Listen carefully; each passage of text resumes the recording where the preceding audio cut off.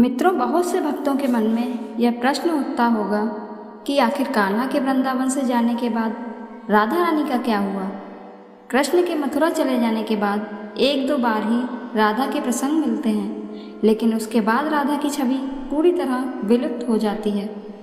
ऐसे में सभी के मन में यह प्रश्न उठता होगा कि आखिर कृष्ण के चले जाने के बाद राधा रानी का क्या हुआ। यदि आपके मन में भी प्रश्न है तो आज हम आपके साथ कृष्ण के चले जाने के बाद राधा रानी के शेष जीवन का वर्णन इस वीडियो में करेंगे, जो कि अत्यंत मार्मिक और भावनाओं से भरा हुआ है। वीडियो शुरू करने से पहले हमारे चैनल को सब्सक्राइब करना बिल्कुल ना भूलें।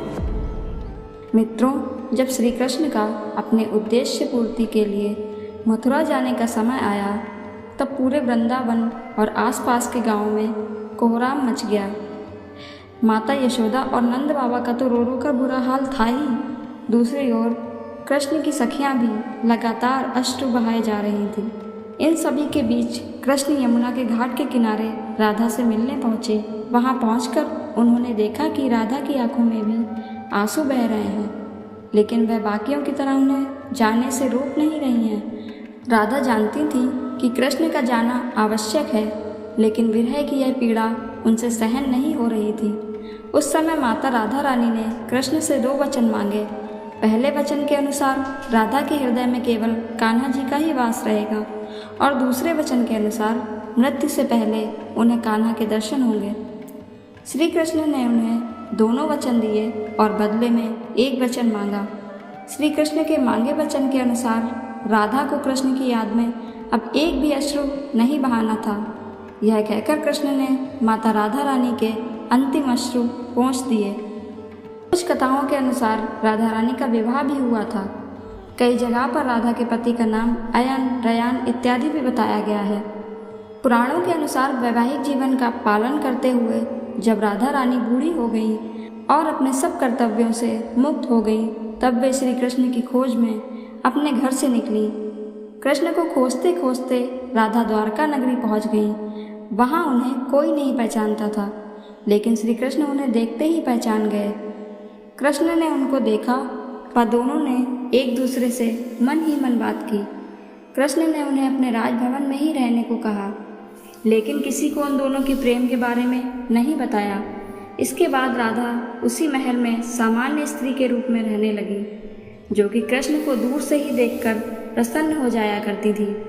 किंतु अब ये कृष्ण पहले वाले कान्हा जैसे नहीं थे, जो वृंदावन की गलियों में मदमस्त होकर घूमते और बांसुरी बजाया करते थे। ये कृष्ण तो अब अपने राजपाट व अन्य कार्यों में व्यस्त रहते थे। दूसरी ओर राधा रानी तो अपने पुराने कन्हैया को ही याद करती रहती थी, जो उनके साथ हंसते खेलते थे, बांसुरी की मीठी धुन सुनाया करते थे, अकेले में अपने मन की बातें किया करते थे। कृष्ण को वैसा ना पाकर या उनका वैसा साथ ना पाकर राधा रानी का मन और अधिक व्याकुल रहने लगा। उन्हें डर सताने लगा कि कृष्ण की जो मनोहर छवि उनके हृदय में है, वह कहीं धूमिल ना हो जाए। इसी डर से एक दिन राधा ने गुपचुप तरीके से राजभवन और द्वारका नगरी भी छोड़ दी और कहीं और चली गई। ऐसे ही कुछ समय बीता और जब राधा का अंतिम समय पास आने लगा, तब उन्होंने कृष्ण का स्मरण कर उन्हें अपने वचन की याद दिलाई। राधा के स्मरण करते ही कृष्ण वहाँ दौड़े दौड़े चले आए और अपना वचन निभाया। किंतु राधा की अत्यंत दयनीय स्थिति देखकर वे अत्यधिक भावुक हो गए। उन्होंने राधा से अंतिम समय में कुछ मांगने को कहा।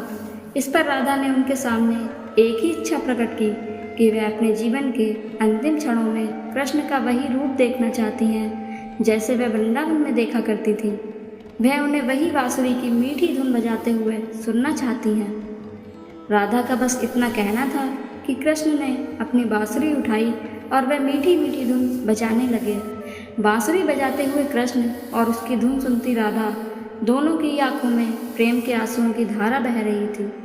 बांसुरी की मीठी धुन सुनते सुनते ही राधा रानी ने उनके सामने ही प्राण त्याग दिए। राधा की मृत्यु से कृष्ण इतने विचलित हो गए थे कि उन्होंने अपनी प्रिय बांसुरी को ही तोड़कर फेंक दिया। राधा की मृत्यु के साथ ही कृष्ण ने बांसुरी से भी हमेशा के लिए मुंह मोड़ लिया, क्योंकि बांसुरी और राधा का एक अद्भुत रिश्ता था। वृंदावन में घूमते हुए जब भी कान्हा को राधा को बुलाना होता था, तब वे बांसुरी ही बजाया करते थे और राधा रानी दौड़े दौड़े चली आया करती थी। इसलिए राधा की मृत्यु के पश्चात कृष्ण ने अपने शेष जीवन में बांसुरी तो क्या किसी अन्य वाद्य यंत्र को भी हाथ नहीं लगाया। मित्रों, वीडियो पसंद आया हो तो हमें कमेंट्स में ज़रूर बताएं। जय श्री कृष्ण। धन्यवाद।